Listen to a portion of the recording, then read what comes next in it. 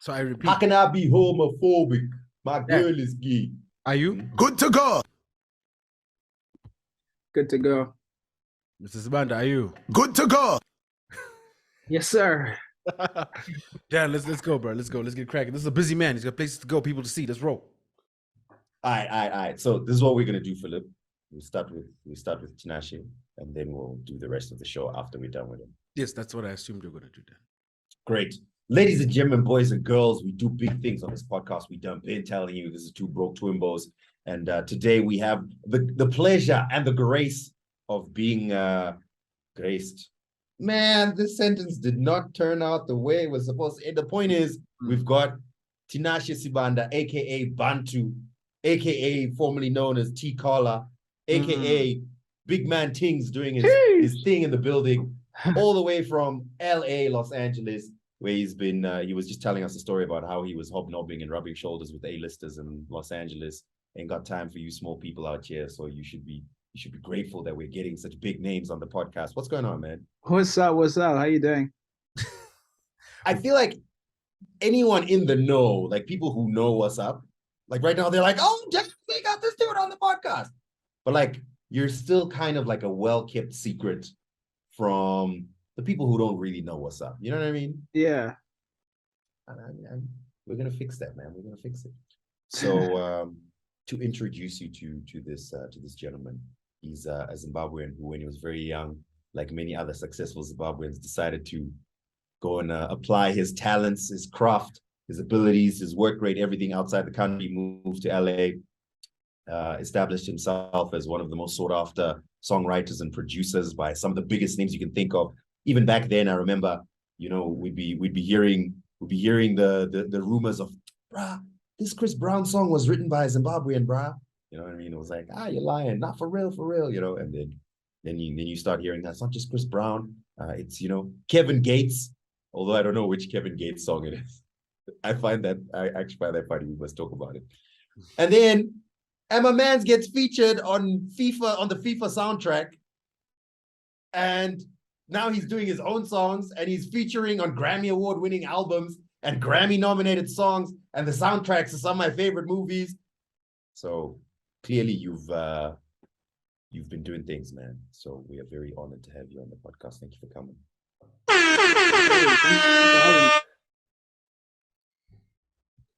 No, man. Thanks for having me. I think the only way to start this, Dan, is I was actually going through, like, when the person who set this interview up hit me up. I was like, yo, let me try and see how far back the stuff I have from Bantu. And I'm looking at an email right now from 2016. This man has some big people pushing him, Dan. From 2016, this guy called Prince. I don't know if you're familiar with him, Bantu.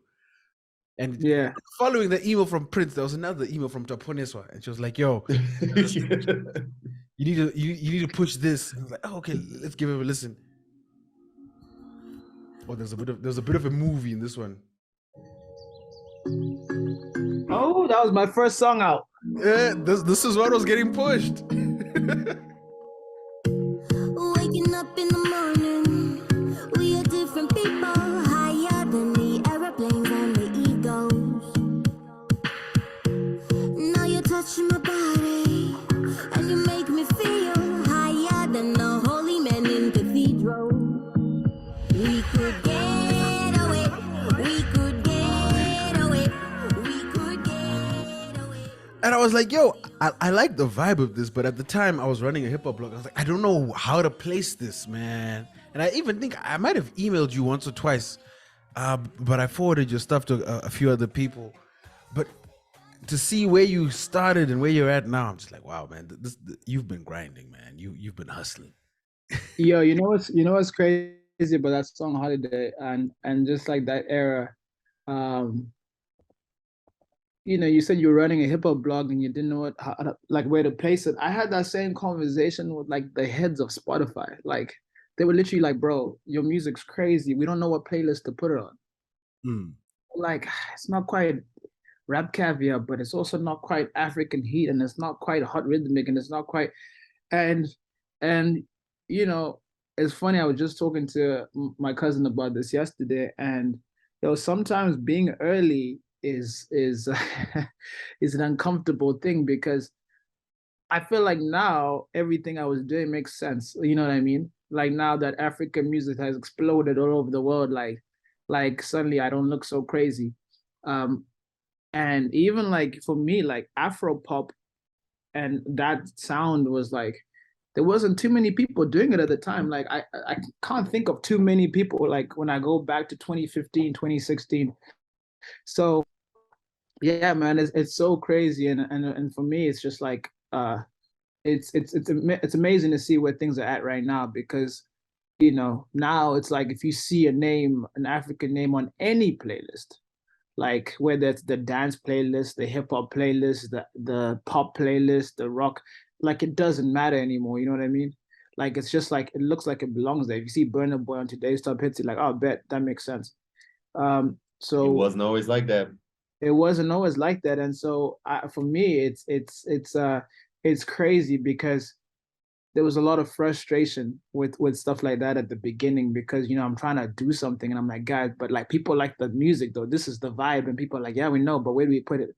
And trying to live outside of a box, well, to me it wasn't even that crazy. I just felt like it was the natural way that things were gonna go, that you've got all these rhythms and sounds that all kind of come from here anyway, and that people were gonna kind of go back home, so to speak, to look to the roots of the sound, of most genres, and kind of go back there for inspiration. So yeah, Holiday is a crazy time. I mean, and even on that song, I'm not even singing on it. Like I didn't even know what the Bantu thing was gonna look like. I was like, am I gonna be like a DJ who just produces and I'm like anonymous? Is it gonna be?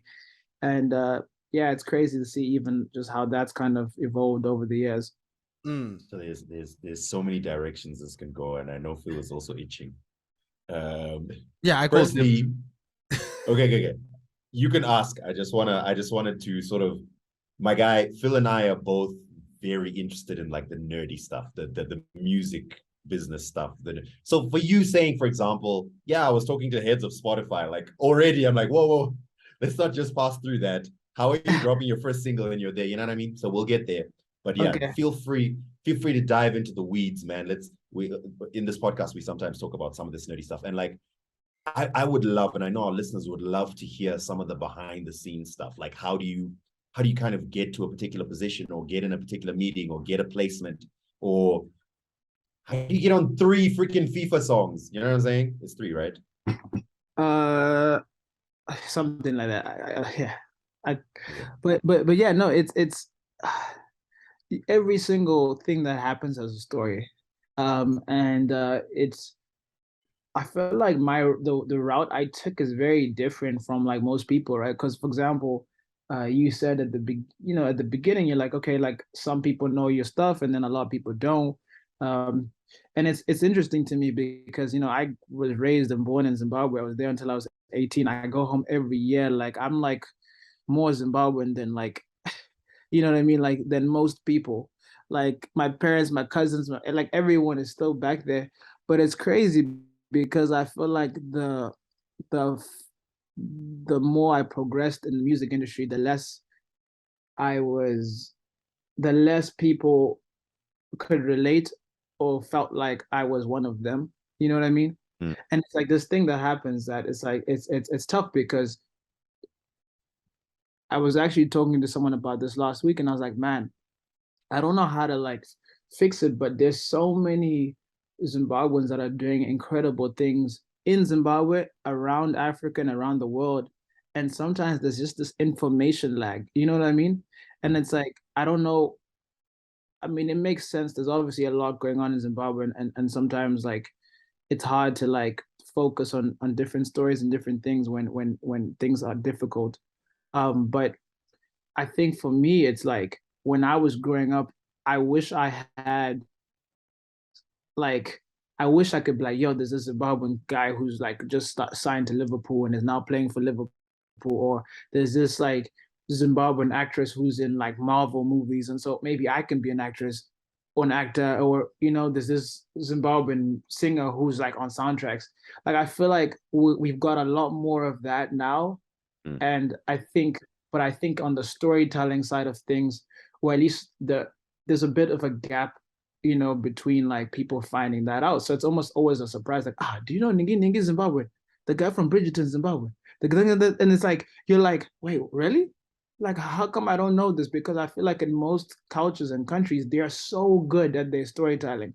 Like, if you're from Atlanta, everyone will know, like, this rapper is from Atlanta, and like it'll be on your intro when people even like. There's no way you will go without that being a thing. You know what I mean? Yeah.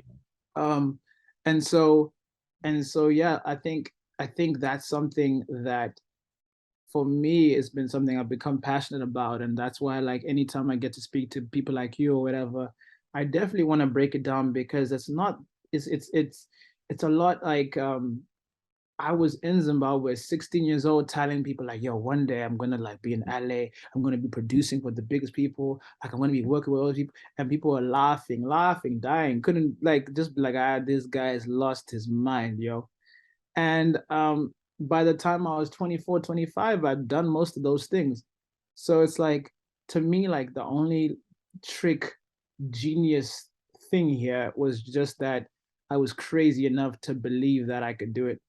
Um, and everything else that kind of happened was just more like putting myself out there, and then like, just doors opening up, like with Holiday. The reason why Spotify and them were involved early was because when I put out the record, I cold emailed every single person who worked at Spotify. I spent hours finding emails online, and I emailed every person at Spotify, every person at YouTube, every person at Apple Music, and I got one response out of like 60 emails I sent out. And that person was Tuma, who at the time was the head of rap. Can you hear this name drop, right? Just drop Tuma Basa, like, Tuma just replied my email, you know what I'm saying? I mean, but it wasn't really like a name drop. Like, you have to understand, it was just me emailing people. Do you know what I'm saying? It was like that was just like, out of all these people, he's the person who responded. And the only reason he responded was because he was like, bro, I grew up in Zimbabwe too.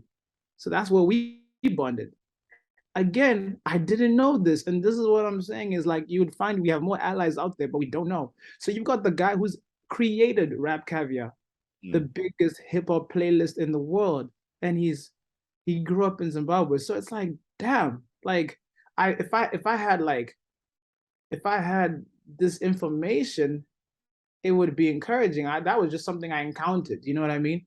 And he was like, bro, like, I grew up in Skies. My parents were from Rwanda, but like, you know what I'm saying? We traveled a lot. Like, so they worked with, like, he spent his teen years in Skies. So it's like, for me, it was like, he was like, yo, so I got you. I love this song. Let me put it on African Heat. Let me put on a couple playlists. And so from then on, it was just like, oh, that's amazing. So yeah, that was kind of the story of how I kind of got into the Spotify world. But even then, like I said, it was challenging in the sense that like they liked it, but there wasn't quite a home. Like, okay, we don't know where to put this. It was still early days. You know who I feel bad for? I feel bad for all the executives at Apple Music, Spotify, Audiomack, who are about to get a ton of struggle SoundCloud licks, because they're like, nah, I just heard it.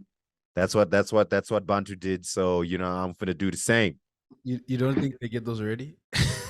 Yeah, I don't think I'm the one studying it. That's dope, man. I mean, there's a few points. I think the first thing with the Zim ripping thing, I think to a degree you're right. I think, and I've noticed it as well, is there's a bit of like a cognitive dissonance with the masses in Zim. They want to acknowledge and rep or be repped, but in a specific way. And it's across the board. And I certainly don't want you to take it personally, because I've seen it myself. Like, even with Danai Gurira has been in the biggest blockbusters that Hollywood has ever seen. But she can still walk down Bardale Village, you know what I mean? And maybe one or two people will stop her and be like, hey, but if you put it next to Jab okay, Praiser, maybe the last time she was here, sure, but like, nah, not now. So, but if Wait. do you, okay then, if you put Danai in Joyner, would you, and you put Danai and Ja Praiser in opposite corners, who do you think is going to get hounded more? I get you. I And get you. and that's what I mean. I don't think you should take it personally. I think you're right. It's about storytelling and people understanding. I think Zimbabweans have a very homogenous idea of what a Zimbabwean is. And if you don't fit into that mold, they don't represent you. And it's not just you. I'm friends with Rhymes. Rhymes comes home every holiday. I've been in the club where the DJ will do a 30-minute set of Rhyme songs. The DJ won't know those are Rhyme songs, and he won't be acknowledged in the club at all. And it's a weird dichotomy that happens across the board with you, with Rhymes, with Dakari, with all these other acts who are doing well outside and then they come back, but they're not doing it a certain way. But there are artists, for example, in the UK who are creating content that is consumed mainly by Zimbabweans back home, and it's a world of difference. So I would say don't take it that personally, but I do also think telling the stories is difficult, but consuming the stories is another thing. Which kind of leads me to my second point is one of the reasons why your stuff was referred to me is I was trying my best to tell stories at the time. And I even remember at the time when we were trying to shut down, we ended up shutting down the blog is because we'd realized we'd kind of pigeonholed ourselves. We loved hip hop. We wanted to rap hip hop, but then we were like, we love other types of music. That is why even Holiday ended up posting it on this website, Two Broke Twimbos, because that's why I created, part of the reason I created was I just don't want to post hip hop anymore. I want to post African music. But within that, people still were like, yeah, this doesn't sound, it kind of sounds like African, but it doesn't sound like the African music we want to listen to. So it's just a weird thing. I even remember, I'm looking at the email thread right now. I forwarded it to a bunch of DJs, including Dan. Dan didn't respond, by the way. And all of them were saying the same thing. Like, yo, we don't know where to put this on radio. Holiday got a huge, like, it was spun quite a bit on radio. Sure, Dan. Like, it was a big thing on radio. It was. But yeah. And I'm sure you saw the should have been like 75 cents or something that cleared. Royalties, Zim royalties. You didn't see that coming through, man? 300 spins. I might have missed it. But bro, I'm funding your lifestyle right now, bro. Nah.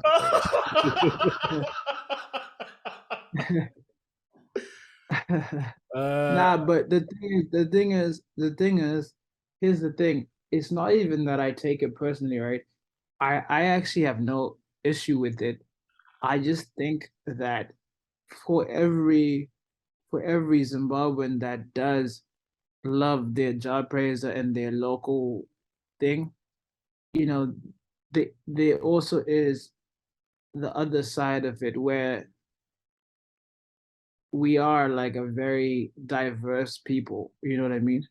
So I think it's just more like being able to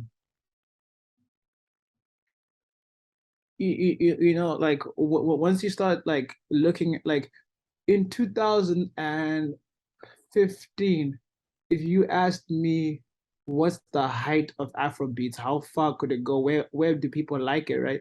You might have said, oh yeah, Nigerians like it, you know, in Africa we like the big ones, you know, every now and then a P-Square song or da-da-da, you know what I'm saying? But it's crazy. I'm seeing like footage from Amsterdam and Paris and London this summer of hundreds of thousands of people singing along to Rema, singing along to Burna, singing along to Omale. And my whole thing is that if these people didn't hear the music, we would have statistics that we wouldn't know. We wouldn't know that this is a reach. These people would respond in this way, you know what I mean? And it's the same for me. It's been so interesting, almost like being like, okay, we know what music works in Zimbabwe, but like what else is there? Like when you make music, like let's just check the temperature of certain things, you know what I mean? So for me, it's been exciting because I love being someone who's like doing collabs people don't expect. I love like hitting people up and being like, yo, like, what do you think of this? And like, you know, like if I tell you some of the names and the people who want to jump on certain things or are jumping on certain things, I think it's just one of those things where the way my analogy is that when you go to battle, right, everyone has a different position, everyone has a different role. And so we're not all foot soldiers that walk around with like, some people are in the air, some people are in the submarines in the water. So for me, it's like I think I just play a different role, but still for the same agenda where we're trying to like push the culture. You know what I'm saying? And so it's like sometimes I watch war cry videos. Like I think there's like a TikTok that has like Zimbabwean war cries, and I'll hear the kids, the war cries they say in a day, and I was like, wow, that kid like raps and flows just the same way I do.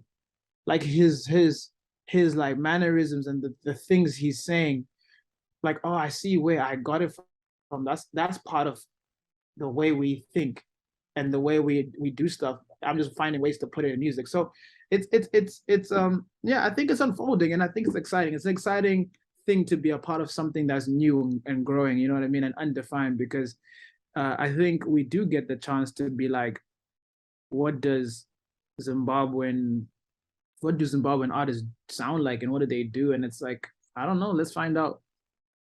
It's like I'm like in such a hurry to kind of agree with what you're saying because you use the example of Atlanta. So we have what we would stereotypically assume to be a sound from Atlanta. Yeah. But I think we all know that there's probably such a huge variety of different, not just rap, but other genres coming out from the same place. Yeah. So sure, there might be a very stereotypical sound we might expect from Zim, but there's fans of every kind of music. And Yeah. all it takes is for someone to hear it. All it takes is it's just someone needs to hear it. They don't know they like it or they don't like it until they hear it. And that's our problem in Zim. We don't have enough places that things can be heard. Our media and entertainment industry as a whole hasn't reached people with these different sounds and songs and music videos. And, you know, I guarantee you, I remember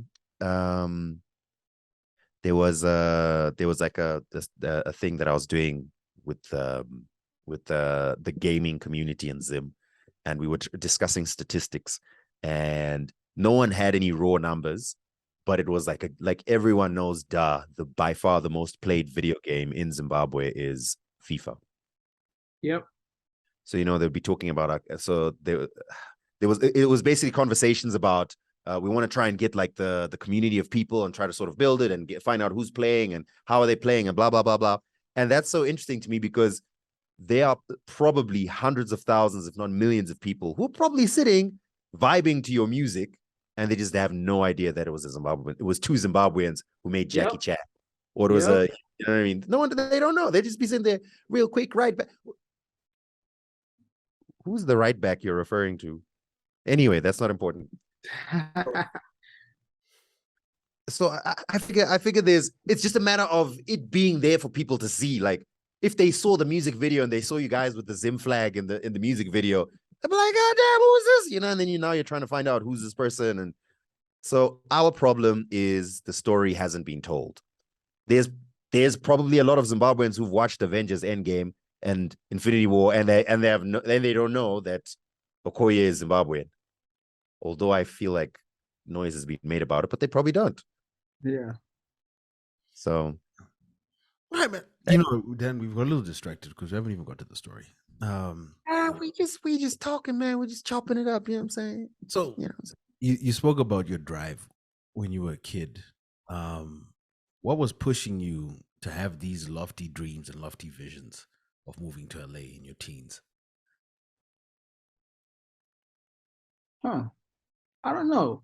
I think that's like one of my favorite topics to talk about because it's almost like you're always kind of wondering, like, is this like taught or is this like taught? Is it caught or are you born with it? You know what I mean? As far as I can remember, I've always kind of been a person, even when I was 12, 13, that was just like, yo, I think we could like do this, or like yo, what if we like, like I was always attracted to the most crazy outcome possible, like whatever the biggest dream in the room to me was like the most interesting.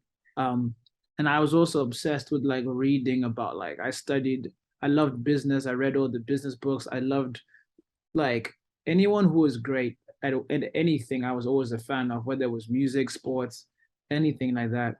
Um, so I think like I grew up in a house where my mom was like super driven as well, and kind of she she was very like she would like had me even in this program where it was like a cognitive behavior programs where like it trains your mind and how to think, and it was like one of those things where like if you have a negative thought, like you have to pull this band on your arm, and just training your mind to like be working for you, not against you. So I think it was a combination of like just kind of like how I grew up, and what was inside me from birth, and also like just the environment I grew up around. Like I wasn't used to hearing about like oh, I don't think that's possible.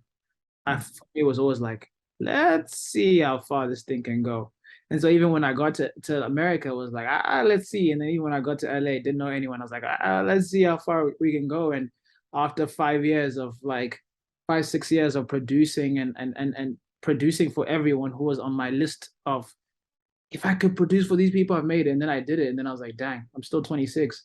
So what's next? And then now kind of, all right, I'm going to be an artist, and now doing that. And then it's like, okay, well, we're moving through the people. My dream collabs are happening faster than I thought they would. So it's, for me, it's just one of those things. I'm like, man, like even what I thought was like a big goal, I have to keep on updating it. And I don't know, that's why I really get inspired by like, even like the Kanye West documentary. It's like just seeing that people who are like that think like that even before they become that. You know what I'm saying? It's almost like that's a pre-programming that's inside you. And if you're driven like that, like it's almost like you can see those people coming from a mile away if you know what to look out for. Hmm. Um, Which was the first big collab that you had? Was it Body on Me, or was there one before that? my first big production credit was Fifth Harmony. They were like a new girl group at the time. No one knew about them, and they just called me to come in to the studio and work with them because they were new and I was new. So it was like they put all these newbies in one room, and the girls were like 16, 17 at the time, and like so I worked on a song with them, and it came out on their album. It was a song called "Them Girls Be Like," and it was on their album, and then the album ended up doing really well, went like gold or platinum or something, and like yeah, it was my first kind of big cut, and that kind of started the whole ride, and then Body on Me came probably like a year later. Let's take a step back, because I think some listeners might not understand just how difficult it is to get placements, especially in a saturated market like LA. So let's start. You're in Zimbabwe. You're like, guys, I want to move to LA. You make a deal with your parents. From what the Regis has said, tell us about that. And then when you get to LA, like, how are you surviving? How are you paying the bills? How are you networking? What are you doing to get to where eventually you got to with Fifth Harmony? Okay, I tell my parents I want to do music. I want to go to America. They say you're crazy. I say, nah, that's really what I want to do. So they say, all right, cool, but you have to go to college. That wasn't in my plan. I said, all right, cool. I Googled best music school in America, and there's two schools come up: Berkeley College of Music and then Full Sail University. I picked Full Sail because it's in a sunny state, Florida. So I go there for two years, and then I moved to LA. The deal with my parents was like, yo, if you guys can just support me and hold me down for a year, then I think that's enough time for me to like get going. So I move out here, don't know anyone, but I had my friend Taps out here, Tapium Gadza. And so he knew one A&R that worked at Interscope. He was even new at Interscope, I think. And again, it's funny how life works, because this person who was like, I think he was like an assistant A&R at the time. I met him, and he's the person that kind of opened the doors for me. and his name's Tunji. At the time, he was working on the Kendrick Lamar album, Good Kid, Mad City. And what's crazy is Tunji is now the president of Island Def Jam Records. So it's insane because again we came up together and he was just someone I got introduced to. So I knew one person. I didn't know a lot of people. That's the only person I knew. Shout out to Tunji Balagun, man. I know that dude. Good people. Right person to know. Yeah. Wow. And then yeah, he introduced me to like this lady, Jamie, who was at a publishing company, and I went in to see her and played her some stuff, and then they ended up signing me. And then yeah, once you sign with a publisher, they start putting you in sessions and stuff. So you just have Monday to Friday fully booked every day, 1 p.m. to 7 p.m. You're just going into different studios, different rooms, writing songs and making beats and stuff like that. So you kind of just get busy. And yeah, at the after that, it's like it just depends on how good the music you make is. Mm. So yeah, that was the breakdown of like exactly how it took place. Obviously, there was ups and downs in the middle of all of that, but pretty much, yeah.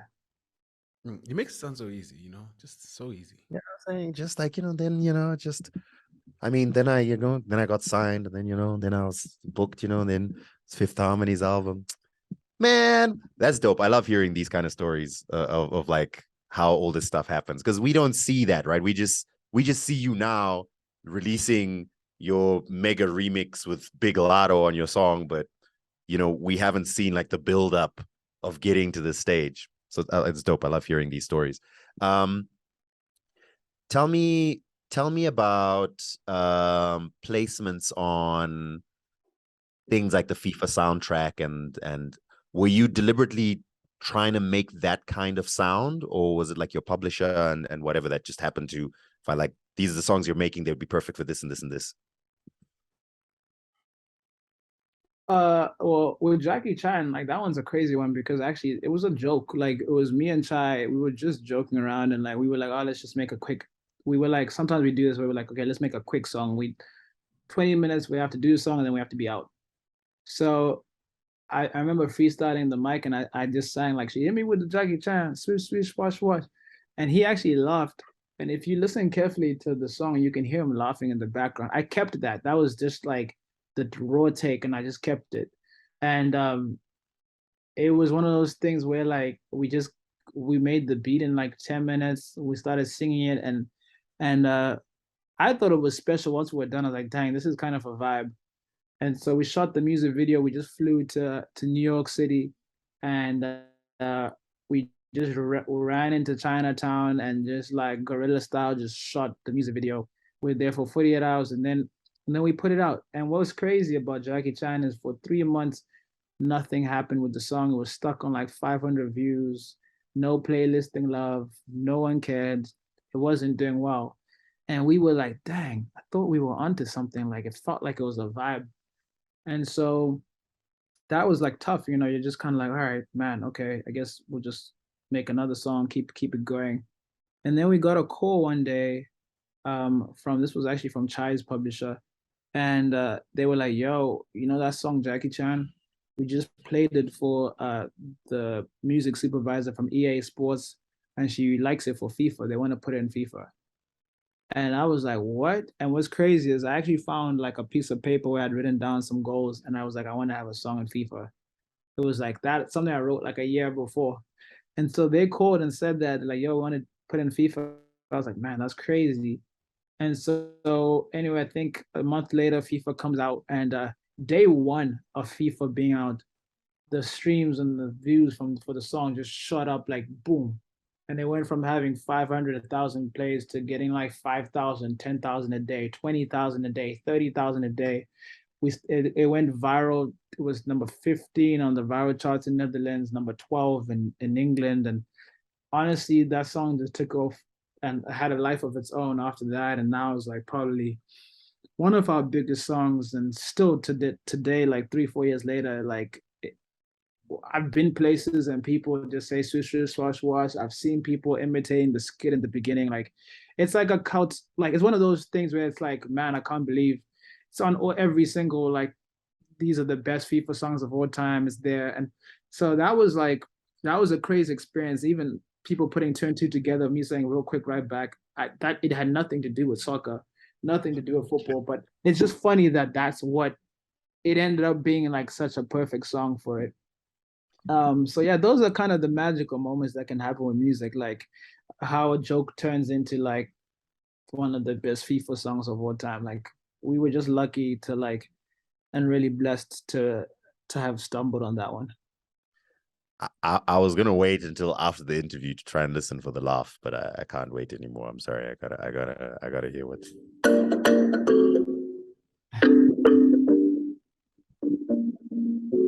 You hit me with the Jackie Chan.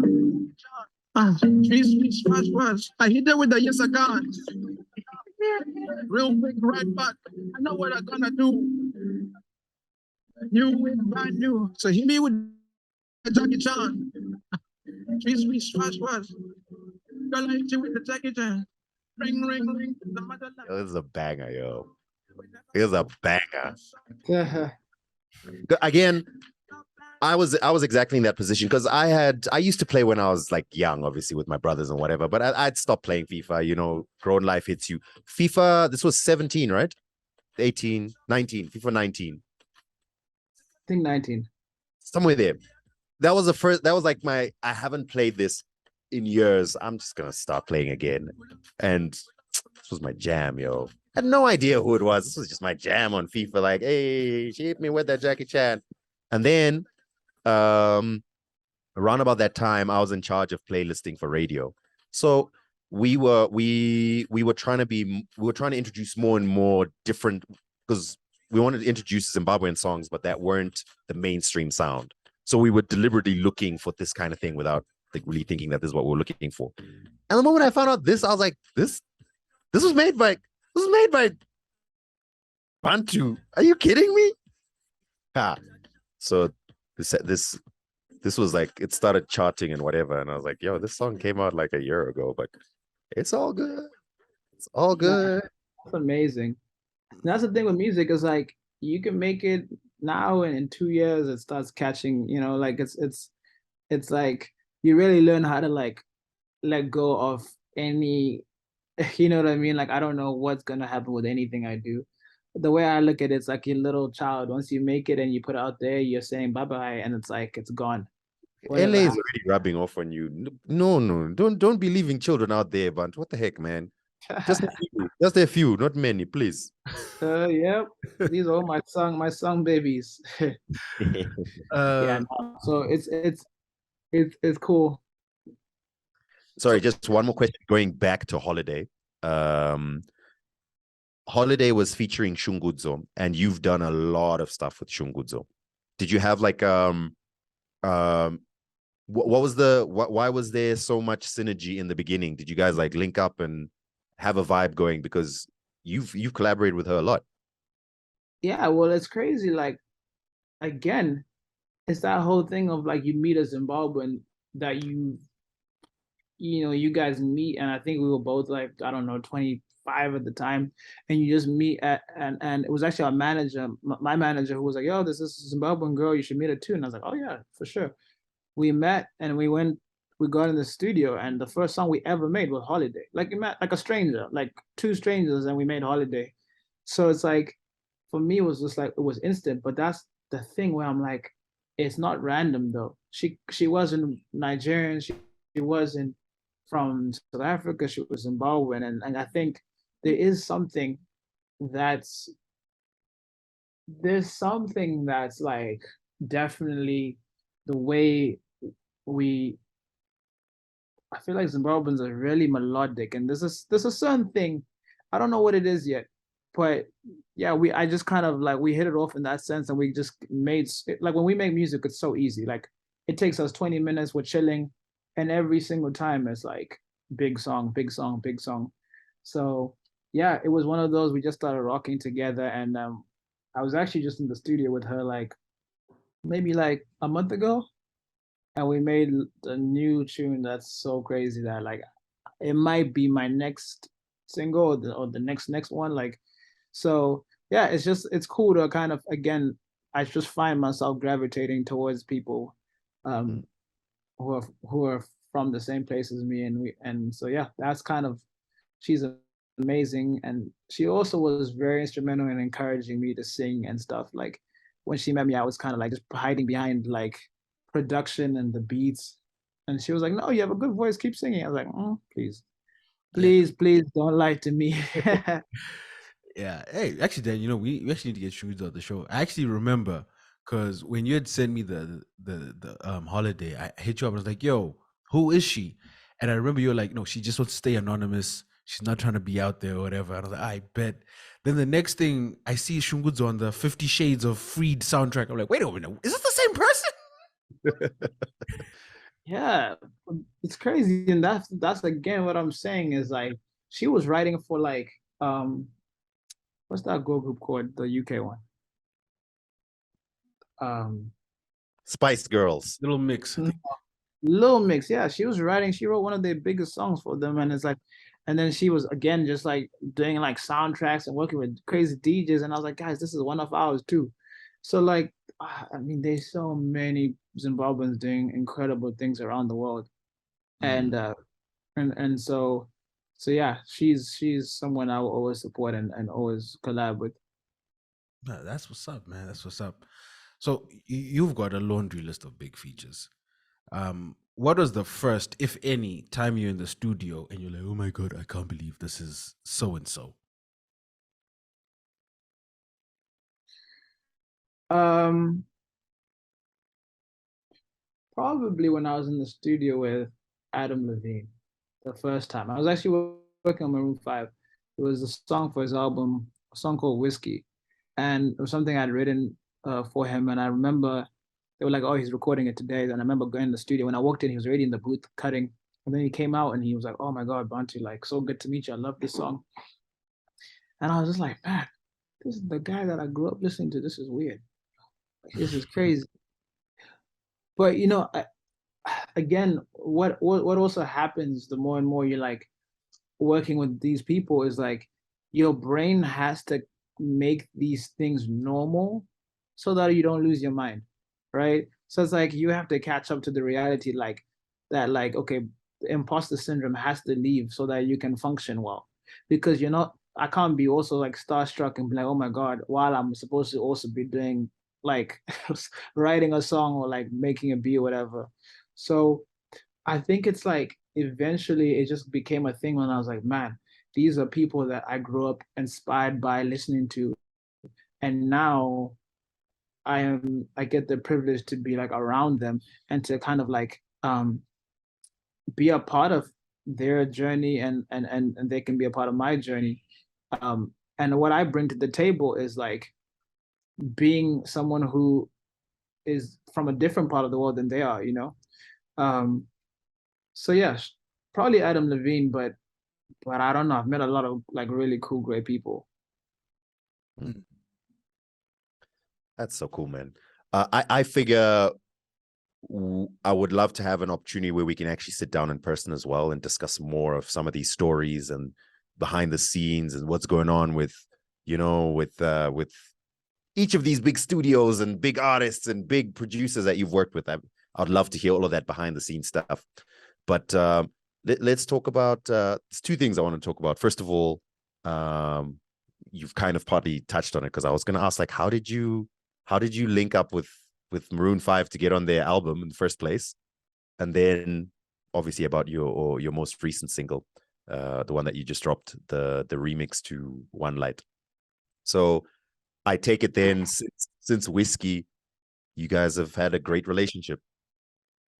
Yeah, it was like from then it was kind of more like it was his favorite song from the album, and like, his wife is from I think Namibia, so like he has like travels back and forth, to Africa a lot, and like I think it just became a thing where like they were like, he was a fan of the music, and I obviously was a fan of his music for a while, so kind of one of those things that kind of kept going. And when it was time for his next album, um, he just reached out to my managers and was like, "Hey, like we have this song and we would love to for Bantu to like give it a shot and see if he vibes out with it." And it's so funny because I remember when I got that call, I was like, "Hello." Me. Do you guys? Is this the wrong number? Like they want who? Like I was confused. I was like, wait, what? Um, because even when you look at the album, it was like featuring Meg The Stallion and Juice WRLD and this and that, and then you see Bantu, and it's like, I'm like, yo, I am the only name on here that people wouldn't recognize or would be new to. You know what I'm saying? I was like, whoa, this is crazy. But I like crazy. I like that. I like these things that keep happening that are like a confirmation that like I don't know, like if when people tell me stuff can't happen, I'm like, nah, they can though. Like, but I like experiencing it for myself because I'm like, I can tell you story after story after story after story I when this happened and this door opened and when I like this wasn't supposed to happen, but the craziest thing happened. And when I think yeah, like once I did that feature, I remember even procrastinating it, and Dr. Chai was like, "Bro, we need to work on this verse, bro. What are you doing? Like, we need." I'm like, "I'm not today, bro. I don't like the way the sun. I don't know. I feel like it needs to be in this position. But tomorrow, let's try tomorrow. I woke up on the wrong side of bed today, and then finally he was like, "Okay, today's the day, bro. We're working on this verse." And so then I ended up recording it and sending it, and man, I think 10 minutes later, like, got the text, and he's like this is crazy, whoa. And I was like, oh god, thank you. And even after that, it's like not guaranteed because albums change with the time, things happen. So I'm just like, man, I really hope like this this all works out. And so I remember when they finally announced the track list and my name was there and the album came out, like I remember being like, yo, that was like wow. Because as an artist, it's like you're making music and it's a weird thing to have a career where it's like you don't care what people think, but at the same time you're making money and you're making a living from the opinions of people. So it's like, how do you balance that? You know what I mean? It's like, yeah, I only eat if people think this is good and they buy it and they buy the tickets and So for you to be like, oh yeah, but I don't care what they think. No, you care what they think, but you also have to just have just like I'm confident in the journey and I'm like, you know what, I'm here for such a time as this. God has me here for a reason. So when that came out, it was a movie. And that's when I started kind of toying with the idea of like, all right, cool. What if I flip this and I made a remix and like I do the production and like with Dr. Chai and we really like make it a thing. And so I hit at him and he was like, yeah, sure, do your thing. And that was like a year ago. And we started like working on that. And eventually it was like, okay, who should we get? And I remember Blue hopping on and he had just won like Best New Artist at BET Awards. And like he hops on and then we were still trying to see who else is going to get on. And I remember Lotto was #1 at radio, I think in like April. And someone was like, oh, we should get Lotto. And I was like, all right. All right. I mean, like, I guess we're just we're just going for it, aren't we? And within a week, she had sent her verse back. They're like, she loves it. And here's the verse. And suddenly I'm just like, yo, I'm this indie artist that for some reason has a song featuring Maroon 5, Lotto, and Blue. Like, can somebody tell me how this is happening? You know what I mean? They all approve it. They all like love it. They all like behind it. And so yeah, that just dropped a week ago. And I mean, it's doing so well. People keep sending me videos and like, yo, they're playing it at my gym, they're playing it at my dance studio, and I don't know, it's getting like hundreds of thousands of plays per day. So I'm hyped, man. It just feels good to be back putting out music consistently and again to like get people who I respect and love so much hopping on the sound. Like it's just like, okay, let's continue to tell the story. Don't you feel inspired, Phil? Don't you just feel I'm like not sleeping tonight, Dan? I'm in the stew right now. After Hey, this man. interview, I'm getting back to work. straight back to the kitchen, yo? So one thing I've always wanted to know actually is why did you change your name from T Collar to Bantu? Just sounds better. T Collar sounds too like white, like too American, like too. That's the answer I was waiting for, brother. That's the answer I was waiting for. Get back to the roots, son. Nah. Yeah, and I felt like it was perfect. It's like I am Zimbabwean, I am Bantu, and so it was like for me, it was like a name everyone can say, but at the same time, like roots, straight up roots, and so yeah, it was. Thank God I changed it. That would be unfortunate to have the T caller name at this point. People like, is he from Atlanta? Is he from like Chicago? And he's like, no, he's Zimbabwe. It's like, really? Really? Oh my God. Oh, I forgot to quickly mention there's two other huge things that you did. The one was the Familiar song, Yep. which Grammy nominated soundtrack, Nicki Minaj on your song. Yeah, that was wild. Tell us about that one, man. How that one come about? Cool. This will be my last one because I gotta dash to the studio. They like hitting me up going crazy. But it was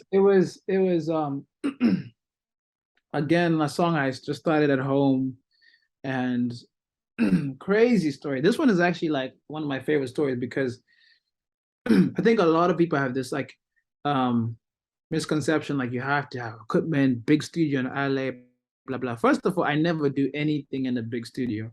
I actually don't work well in big fancy places. So that's just the first thing is like I actually do my best when I have nothing. So I have to almost create constantly know like, yo, even if you tell me come to the studio, so and so is gonna be there, I'm like, hey, well, it's probably not gonna get much from me. Like I'll probably come, shake hands, kiss babies, but I'm probably gonna do my best work when I go back and I'm in my environment because I started making music when I was in my parents' house.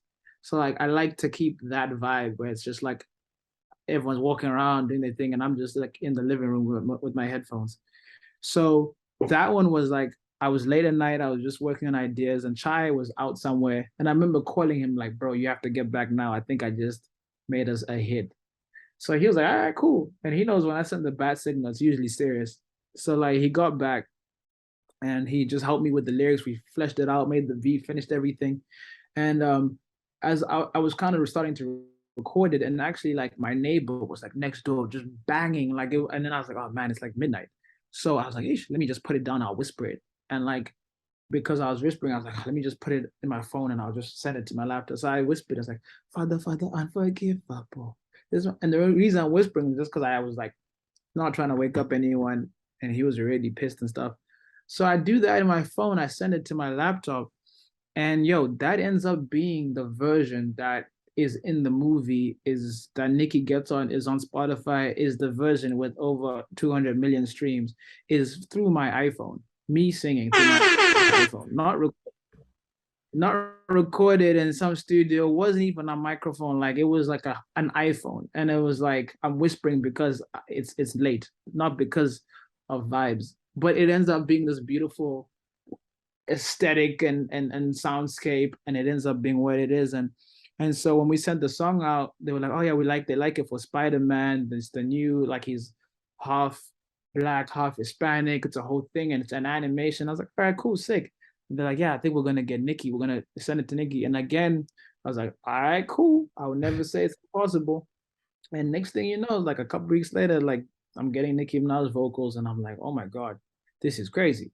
And yeah, like I remember being back home and going to the movie theater with my family and like just being there watching the movie, and like that moment where the song comes on and like I'm looking at my mom, my dad, my sister, my brother, and I was like, wow, this is like so insane that like little ideas that start on your laptop at midnight can end up on the big screen like this, you know?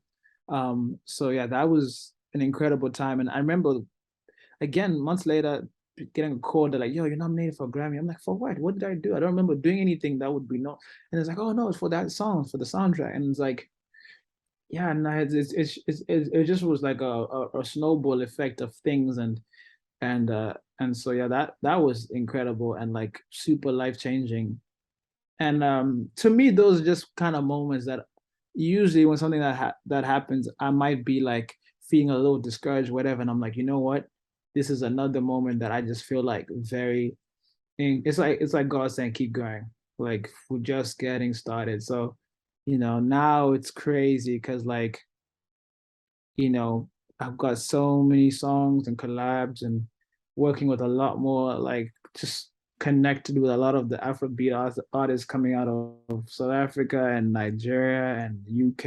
And it's cool that like I feel like now things are starting to connect and like, I can't wait to get like a lot of these like songs and collabs out. So like that's where I'm at, but yeah, it's just enjoying the ride and the journey and excited about the African music scene in Africa, in Zimbabwe, but also like around the world. My man. That's what's Listen, up. man. That's what's up. Thank you for chilling with us, bro. No, Telling us. it was dope. It was dope. Of course, and we could do it again when I have more time and we could really dive into the nerdy stuff, like whatever, this was super fun and yeah, Man, I mean I got I just want to be knowing this stuff, man. We don't have to do this on the podcast. We could just call and I just want to be knowing this stuff. No, but thank you, man. And thank you for holding off all the people who are trying to get a hold of you. We'll play out this interview with your new song, One Light Remix with Maroon 5, Blue and Big Lotto. And awesome. Bantu. Thank you so much for chilling with us, man. And we'll get a chance to chat again. We'll let you know when this episode comes out. Sick, guys. Thank you so much. Right, Take care. my guy. Nice one, my guy. All the best.